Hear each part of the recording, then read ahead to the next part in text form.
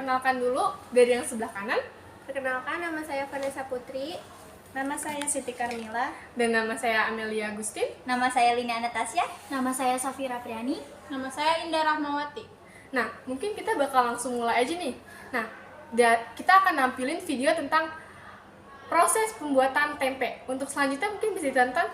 Cekidot! It's as if you held me, so baby do it right, do it right. We can go untouchable, untouchable, untouchable, untouchable, untouchable, untouchable. Baby do it right, do it right. We can go all night, we can move back and forward. When you put your body on mine and collide. Pak, maaf mengganggu waktunya. Iya, sok-sok. Nah, dengan kita ke sini, kita mau nanya nih tentang apa pabrik tempe yang Bapak bangun. Sebelumnya kita bisa tahu dulu siapa nama Bapak? Nama saya Mas Kosim. Oh ya.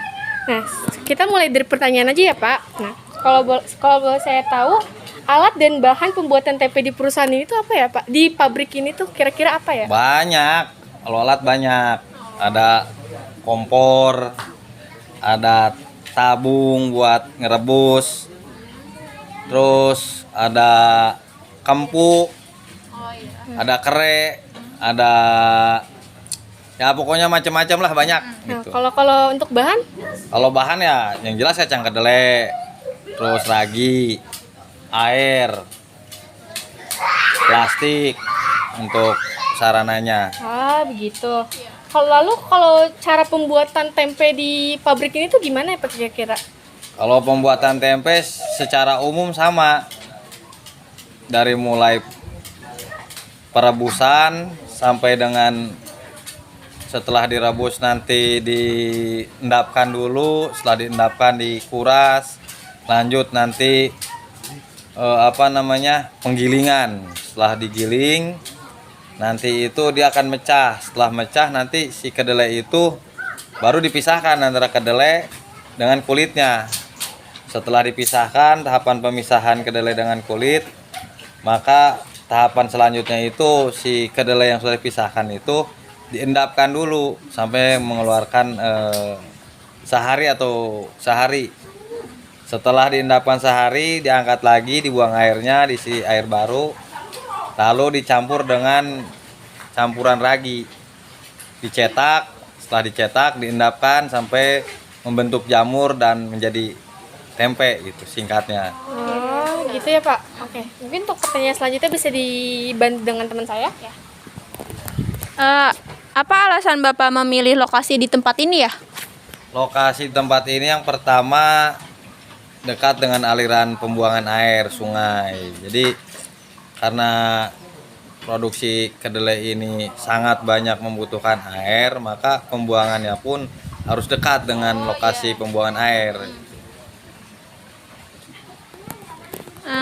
Sarana dan prasarana produksi di sini apa aja tuh ya, Pak?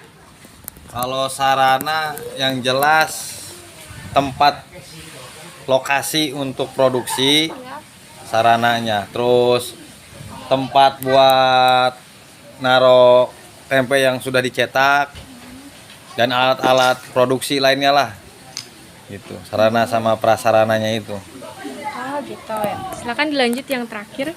Oke, Pak. Untuk kalau bahan baku dan cara produksinya gimana ya, Pak?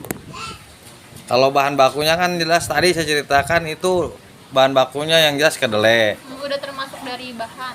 Ya, bahan pokok utama itu kedelai, air, terus ragi. Kalau nanti sarana untuk pembuatannya kan tadi ada plastik, untuk pembakarannya ada yang menggunakan kompor gas, ada yang menggunakan kayu bakar. Itu. Oke. Bapak di sini pakai tenaga kerja atau pribadi?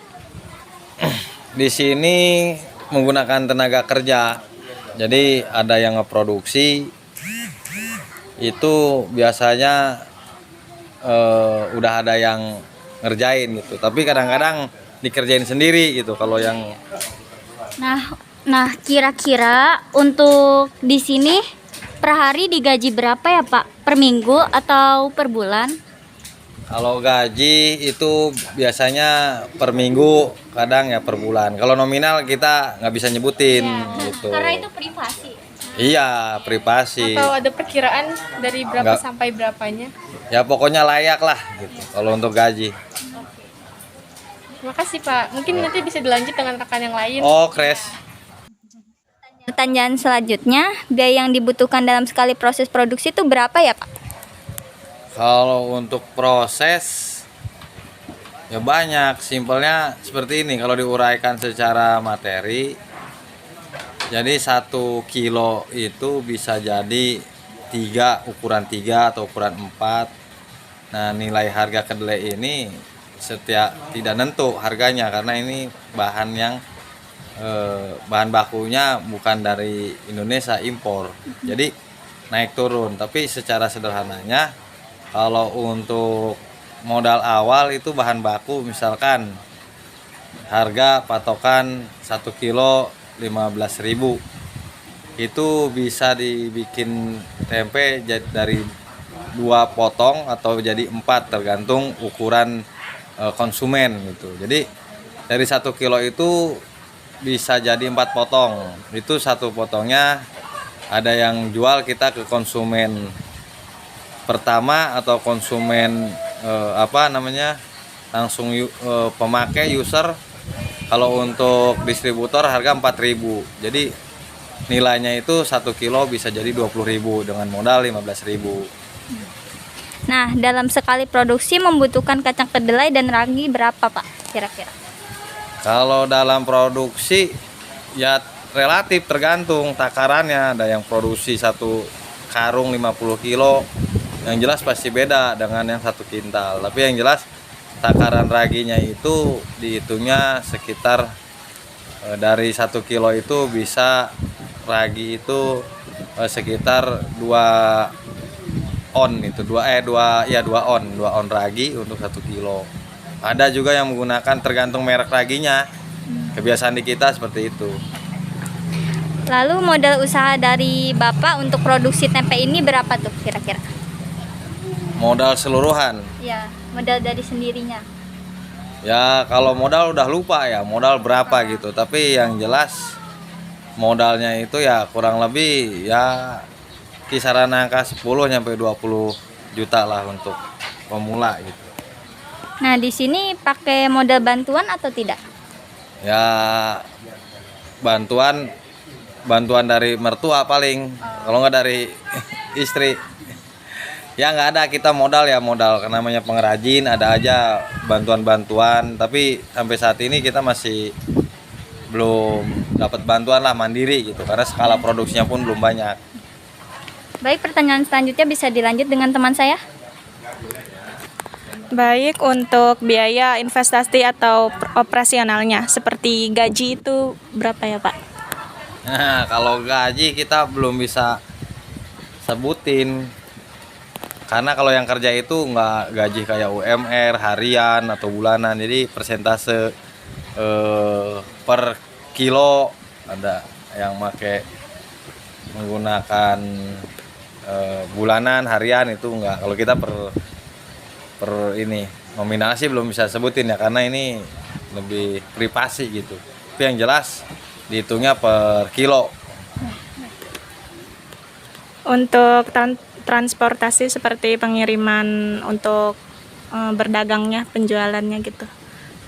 Menggunakan kendaraan roda 2, motor yang dimodifikasi pakai keranjang, keronjong kalau orang bilang tuh, pakai keronjong tempe. Ada juga yang pakai bak. Kalau saya pakai motor kendaraannya. Untuk keuntungan yang diperoleh kayak dari penjualan tempenya, hasilnya itu berapa omsetnya? Keuntungannya bingung kalau pengrajin, nggak bisa ngitung secara sistematis. Produksi segini, untungnya segini. Tapi yang jelas ini adalah hasilnya gitu. Tapi kalau untung untuk sistematis ya harus karena nggak pernah diurain gitu. Kadang kan buat belanja ini, belanja itu, tapi semuanya tertutupi gitu. Jadi nggak bisa dijelaskan secara sistematis gitu. Baik, pertanyaan selanjutnya bisa dilanjut. Kira-kira sistem penjualan di pabrik ini bagaimana, Pak? Gimana? Sistem penjualan di pabrik ini bagaimana? Sistem ya, kalau di pabrik ini ya kayak orang pedagang biasa, produksi dibawa ke pasar, terus ada yang mesen catering atau apalah macam gitu. Ya, sistemnya jualan biasa aja, bawa ke pasar atau kirim ke toko, ke warung-warung sayuran gitu, join ada. Di pabrik ini ada hambatan hal-hal tertentu apa? Hambatannya. Hambatannya ya paling kalau segi produksi cuaca agak mengganggu, tapi nggak begitu. Kalau dari segi bahan baku ya paling harganya fluktuatif gitu, naik turun, kadang naik turun, kadang turun, kadang naik gitu, lebih cenderung naik. Hambatannya di bahan kacang mahal terus. Baik Pak, terima kasih atas waktu dan informasinya. Sekian dari kami, kurang lebihnya mohon dimaafkan dan bye-bye.